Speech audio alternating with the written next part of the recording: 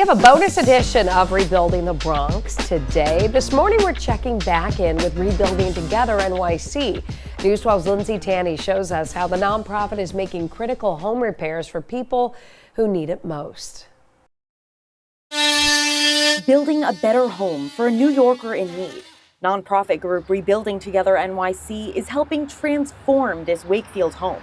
What used to look like this now looks like this. This is one of the projects we're working on for the New York State Targeted Home Improvement Program. It's a state-funded grant program where we do critical home repairs and accessibility modifications for income-eligible New Yorkers. This home suffered from flood damage. Soon, it'll all be brand new.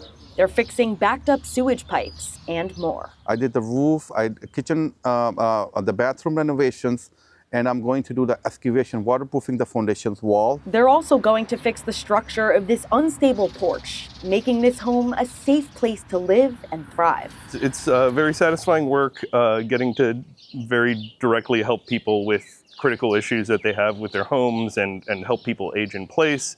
Also often helps preserve housing stock. If you're interested in getting a critical home repair, take a look at your screen. These are the zip codes Rebuilding Together NYC is targeting. Rebuilding Together NYC has grant money to help you feel more safe and comfortable in your home. Scan the QR code at the bottom of your screen to learn more. In Wakefield, Lindsay Tanney, News 12 The Bronx. All right, Lindsay, thank you. And again, here's that QR code. You can scan it to see if you're eligible for a critical home repair through Rebuilding Together NYC. And of course, all the ways News 12 is helping rebuild the Bronx. You get that from that QR code.